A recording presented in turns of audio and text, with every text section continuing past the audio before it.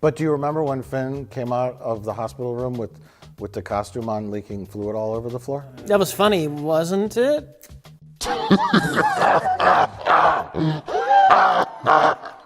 That was, that whole sequence there when they get in disguise and they board the ship. That's like what we were talking about should have happened in Rogue One. Their little heist plot, though, wasn't clever. They just said, we got to go and turn off the beacon or whatever. It wasn't so much that it wasn't clever, it said it was a complete failure. It led to nothing. They got betrayed by a character who we don't care about. Yes. Just like Lando betrayed Han Solo and friends. But that led Finn to meet up with Captain Phasma again. So that they could fight and she could be easily defeated again. Rich, do you remember when Finn fought Captain Phasma? And then she fell down into a fire pit. Yes, I do. And then he's, okay, that's done. Now let's... What's another thing I can do? Do you remember when BB-8 was piloting an AT-ST? That when he made it walk and the top fell off so we could see that BB-8 was piloting it. And then everybody jumped on top of the AT-ST legs and were running. Do you remember when they climbed on top of a giant space ape? You mean that sequence that was the climax of the film 30 minutes before the other climax of the film? Like Finn and Rose's adventure having no bearing on anything that happens in the movie. Yeah. She fell in love. Well, her payoff, oh my God, that was the dumbest moment in the movie. They've got the laser battering ram to go through the door. It's Death Star tech.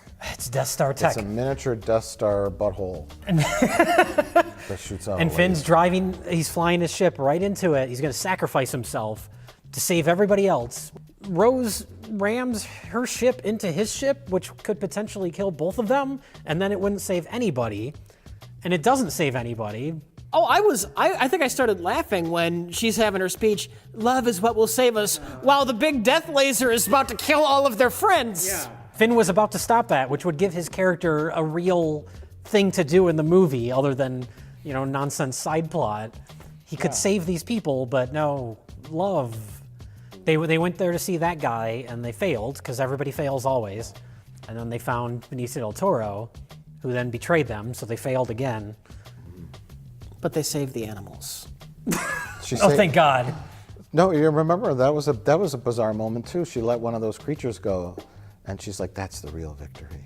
Because he's like, don't you remember that? Yeah, he's like, it's really great that all these wild animals smashed up that casino. That's a great victory. And she goes, no, letting this one go is a real victory.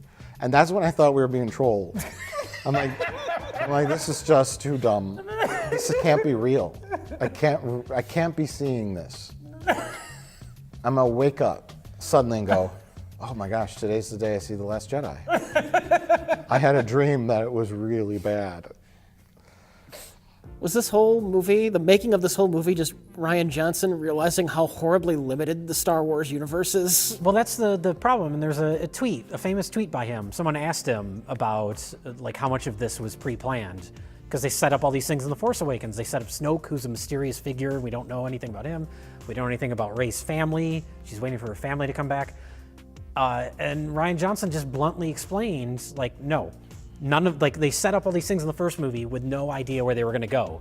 So he's coming into this project like, what the fuck do I do? I'll do nothing. Rey's family is nobody. They're nobody.